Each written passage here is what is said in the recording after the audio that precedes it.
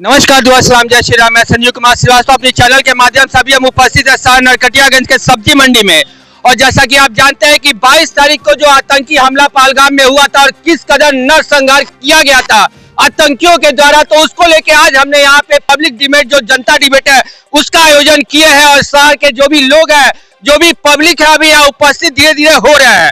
अभी जो लोग यहाँ पे पहुंचे हुए हैं उन लोगों से आज के लिए हम जानना चाहते हैं कि ये जो हमला हुआ है उस हमला को लेके आपका क्या ओपिनियन है और आप सरकार से क्या कुछ मांग करते हैं। तो हमारे बंधु है ये अभी पूछेंगे कि किस तरह से है यहाँ पे जो आप लोगों की मांग है, जो सरकार का जो यहाँ पे 5 जो ऑर्डर निकला हुआ है, जो बैठक में जो उन्होंने निकाला है बड़ी, उसको लेके क्या कुछ कह रहे हैं। तो सर देखिए, मैं आपको बता दूं कि 22 तारीख को जिस प्रकार से जो है निहत्थे लोगों का नरसंहार जो है आतंकवादियों को द्वारा कराया गया था, अभी हम लोग मौजूद हैं नरकटियागंज में। और आपको बता दें कि भारत सरकार लगातार जो है डिसीजन पर डिसीजन लेती चली जा रही है, लेकिन धरातल पे जो है उसका काम दिख नहीं रहा है। उसी को लेकर हमारे पास नरकटियागंज शहर के तमाम सारे वरिष्ठ लोग हैं। इनसे हम पहले जानेंगे, 1-2 सवाल का जवाब लेंगे और उसके बाद हम आप सभी को जनता से भी जानेंगे कि सरकार जो फैसला लेना चाहती है आखिर वो डायरेक्टली जो है पाकिस्तान के ऊपर या फिर उन आतंकवादियों के ऊपर क्यों नहीं कटाक्ष कर पा रही है। हमारे साथ इस शहर के जो है समाज सेवी और पूर्व में इस शहर के चेयरमैन भी रह चुके हैं, अखिलेश राज हैं, इनसे हम जानते हैं। तो 22 तारीख को जिस प्रकार से निहत्थे लोगों के साथ जो है नरसंहार आतंकवादियों ने किया है और उस पे जो है कैबिनेट ने जो है बहुत सारे ऐसे जो है अहम फैसले लिए हैं, लेकिन कहीं ना कहीं अभी भी जनता उस फैसले से खुश नहीं है। तो क्या कहिएगा इस पे? सबसे पहले तो मैं उन निहत्थे बेकसूर लोगों को जो हत्या किया है आतंकवादियों ने, उसके लिए भावविह्वल होकर हम अपनी श्रद्धांजलि व्यक्त करते हैं।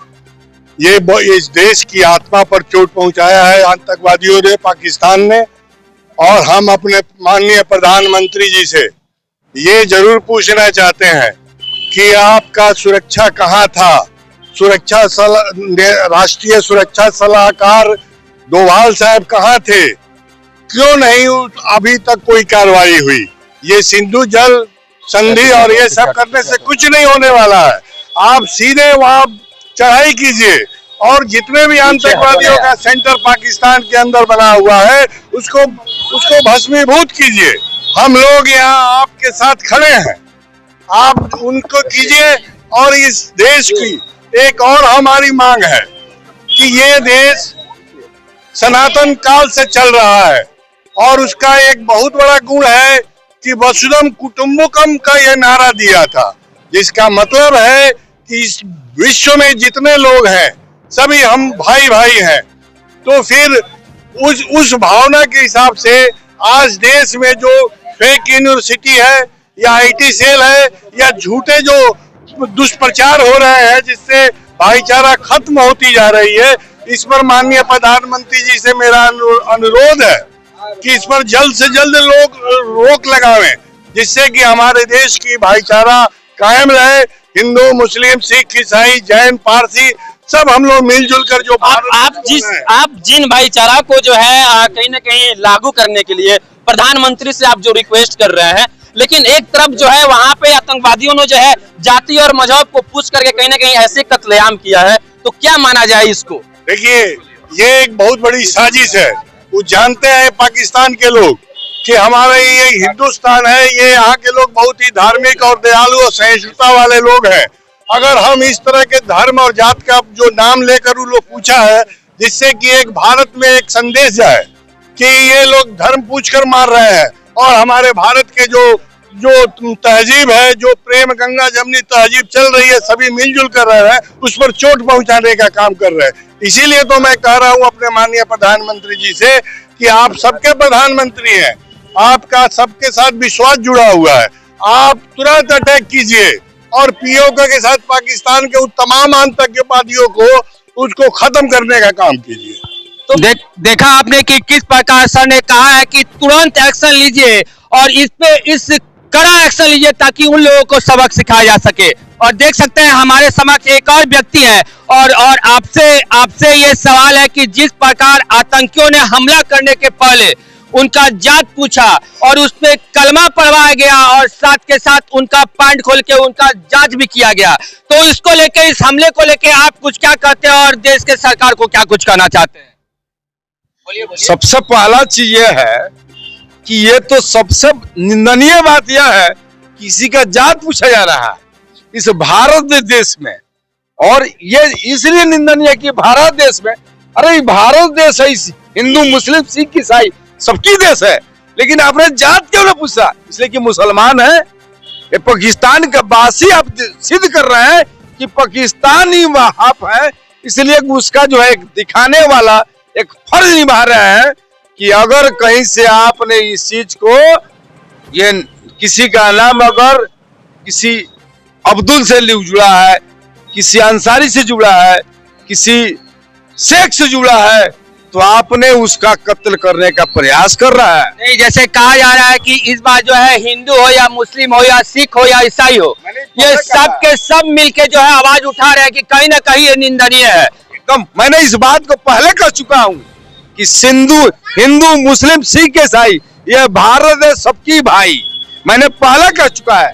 लेकिन यह ऐसा एक चीज है, अगर किसी ने एक बात रखा है तो पूरे हिंदुस्तान, हिंदू मुस्लिम सिख ईसाई आज सब है एक भाई। अगर वैसा वक्त आता है तो सबका जो है उसका निंदनीय करते क्या, उसके लिए अपने खून पसीना के साथ उसकी जो है लड़ाई लड़ने के लिए पाकिस्तान को ये चेतावनी देते हैं। अगर वह नहीं मानता है तो एक एक हिंदुस्तान के नागरिक उसके लिए अपना खून पसीना बहाकर उसको चेतावनी देगा और उसको ये चीज शब्द सिखाएगा कि तुम होश में रहो। यह अपने आतंकवादियों के होश में रहकर किसी काम को चाहोगे अंजाम देने के लिए हिंदुस्तान को, तो ये कतई नहीं हो सकता है। जिस बैठक में जो निर्णय लिया गया था कि सिंधु घाटी का पानी जो है वो बंद कर दिया गया, तो सर आपको क्या लगता है ये पानी बंद होने से कहीं ना कहीं पाकिस्तान का कमर टूटेगा? नहीं, पानी बंद करने से कोई फायदा नहीं है। मानवता इंसानियत के नाते पानी बंद करने से कोई फायदा नहीं है। उस पर अटैक कीजिए, जैसा किया उस तैयारी कीजिए कि 50 वर्षों तक भारत में हिंदुस्तान के लोगों पर ऐसा कदम नहीं उठाए, सोचे भी नहीं ऐसा। 50 वर्षों तक इस देश पर वो सोचे भी नहीं ऐसा करने के लिए। इस देश में हम लोग हिंदू मुसलमान भाईचारा बना के है, हम लोग बना रहेगा इस देश में, मगर वो तोड़ने का चाहता है, वो तोड़ने नहीं हम लोग देंगे। अच्छा, जैसे कि मैं आपसे चाहूंगा कि जैसे सीसीएस की बैठक में जो है सरकार और कैबिनेट ने जो फैसले लिए कि सिंधु जल समझौता को जो है रोकने के फैसले हो, या फिर पाकिस्तान को 48 घंटे के जिस प्रकार से अल्टीमेटम दिया गया, वो अल्टीमेटम जो है कल 27 तारीख को देर रात जो है खत्म हो गया है। अब कहा यह जा रहा है कि जो पाकिस्तानी बच गए हिंदुस्तान में उन्हें पर डे 85,000 रुपया पेनल्टी चार्ज के तहत जो है दिया जाएगा। ऐसी भी स्टेटमेंट सामने आ रही है कुछ जो है मीडिया रिपोर्ट के अनुसार कि पाकिस्तान के बहुत सारे ऐसे सैनिक हैं जो कि भारत के इस फैसले के बाद जो है इस्तीफा देना शुरू कर चुके हैं। तो इसमें जो है आप क्या कहिएगा, जिस प्रकार से पाकिस्तान डरा हुआ है, सहमा हुआ है, और क्या आपको लगता है कि सिंधु जल समझौता को रद्द करने से जो है पाकिस्तान की कमर टूट पाएगी? बिल्कुल नहीं, बिल्कुल नहीं टूट पाएगी। इसलिए कि जो सिंधु जल जो समझौता हुआ था 1960 में, तो उस वक्त भी ये बात आई थी, ये 6 नदियों का पानी उस सिंधु जल के साथ में नदियों से गुजरता है, ब्यास, चिनाब ये सब जो है, सतलज। तो ये जो पानी आप रोक नहीं सकते हैं। अगर रोकिएगा तो भारत के बहुत सारे शहरों का भारी नुकसान होगा। वो पानी आप रोक ही नहीं सकते हैं। अगर रोकने का भी प्रयास करेंगे तो उसके लिए एक बहुत बड़ा विश्लेषणों से बात करना होगा और 20 साल लगेंगे। अभी तो रुक गया है ना, अभी तो पानी रोका गया, डैम को बंद किया गया है। नहीं, आप बंद कर ही नहीं सकते हैं। अभी तो वहाँ छोड़ दिया गया पानी, जिससे कि पाकिस्तान में बाढ़ आ गई है। अच्छा। आप रोक नहीं सकते। अगर रोकिएगा तो सारे पहाड़ डैमेज हो जाएंगे। ये देखिए, ये एक राजनीतिक बात होती है कि हम उसको सजा दे रहे हैं। सजा इससे नहीं होगा। सजा जो जनता की मांग है, तो निहत्थे बेकसूरों की जो निर्मम हत्या की गई है, उसके लिए पाकिस्तान को कई उपाय है कि उस पर आक्रमण किया जाए, उसके तमाम आतंकवादी अड्डों को खत्म किया जाए, क्योंकि तभी हमारा देश सुरक्षित रह पाएगा और पाकिस्तान को सबक भारी से भारी मिलेगा। दूसरी नंबर ये है कि मैं आपके माध्यम से एक बात कहना चाहता हूँ, एक गाना गा रहा हूँ कि इंसान को इंसान से, इंसान का इंसान से भाईचारा चाहिए, है ना, और यही हम लोग का पैगाम होना चाहिए। तो हम चाहते हैं कि हमारे देश में जितने भी धर्म और जाति के लोग हैं, आज क्या हो रहा है, पहले हिंदू मुसलमान की बात होती थी, आज तो दलित को, ब्राह्मण को, राजपूत को, ये तमाम जैनी को भी आपस में लड़ने का काम शुरू हो गया है। ये तो आप मीडिया वाले सब देख रहे हैं। ये इससे भारत का भविष्य चौपट हो रहा है। इस पर हमारे माननीय प्रधानमंत्री जी ध्यान दें, जिससे कि भारत का जो संस्कार है, संस्कृति है, जो बहुत पुरानी, वो बची रह सके और लोग यहाँ सुकून के सांस ले सके। जैसा कि आप देख सकते हैं अभी हम बाजार के सब्जी मंडी में हैं और जैसे कि बताया गया था कि आज हम जनता डिबेट में रहेंगे और जनता से सवाल पूछेंगे कि जो आतंकवादियों ने हमला किया है वो जांच पूछ के किया है और इसका क्या संदेश जाता है और सरकार का जो डिसीजन है वो कैसा है। हमारे समक्ष शहर के उप सभापति प्रतिनिधि संतोष राज जी है, तो इसको लेके आप क्या कहते हैं, इस आतंकी हमला को लेके क्या कहते हैं? और जिस प्रकार सरकार ने कहा है कि 48 घंटे के अंदर जो वीजा है उसको रद्द किया जाएगा, सिंधु घाटी का जो समझौता है उसको रद्द किया जाएगा, तो इसको लेके आप क्या कहते हैं? पहले तो मैं बता दूं, पहलगांव में जो आतंकियों ने जो वहाँ पर आतंकी हमला किया है, मैं इसकी भर्त्सना करता हूँ और सरकार के द्वारा जल्द से जल्द इस पर पहल करके दोषियों को कड़ी से कड़ी सजा मिले, जैसे भी हो उसका सजा उसको जल्द से जल्द मिले, उसको अटैक तो किया जाए। जैसे कि मोदी जी ने कहा है कि जो भी यहाँ पे वीजा पे रह रहे हैं उन सबका वीजा कैंसिल किया जाता है और 48 घंटे के अंदर उस सबको भारत छोड़ के जाना पड़ेगा।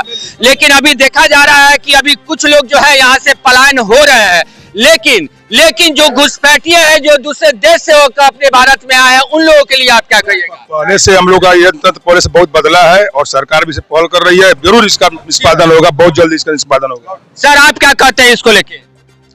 पहलगाम जो ये घटना हुई है वो काफी हम देशवासियों के लिए निंदनीय है।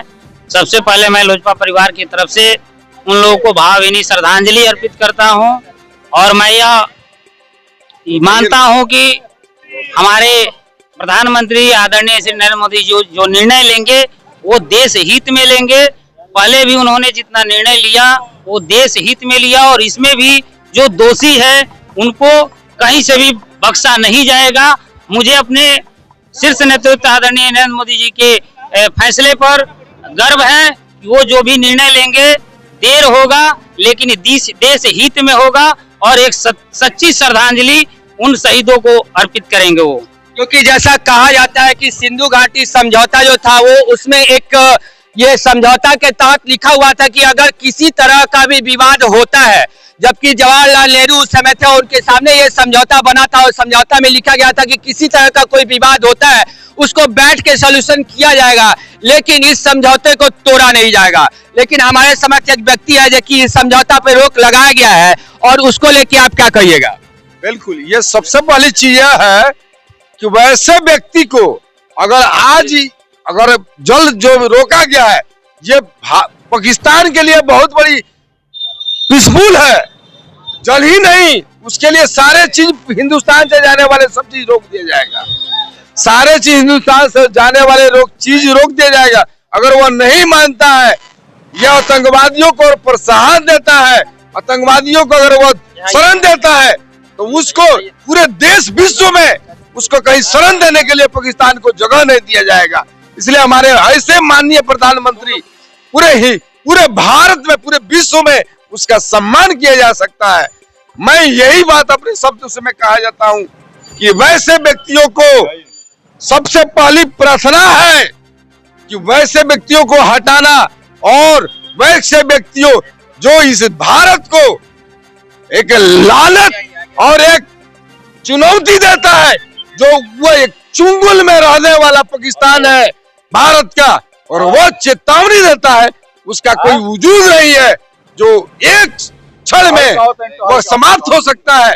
मैं इस बात को अपने वाणी से उसे चेतावनी देता हूं। मैंने माननीय प्रधानमंत्री जी के बातों से इस एथियों को, पाकिस्तान को, पूरे हिंदुस्तान के हिंदू, मुस्लिम, सिख, ईसाई, पूरे भारत के हिंदू भाई को मैं शब्द के संबोधन करते हुए मैं ये चेतावनी देता हूं, पाकिस्तान तुम होश में रहो या नहीं तो तुम मिट्टिया पलीत हो जाओगे, कहीं से बचोगे नहीं। पाकिस्तान होश में रहो। देखा आपने कि पाकिस्तान होश में रहो नहीं तो तुम मिट्टिया पलीत हो जाओगे, जैसा कि इन व्यक्ति द्वारा कहा गया है।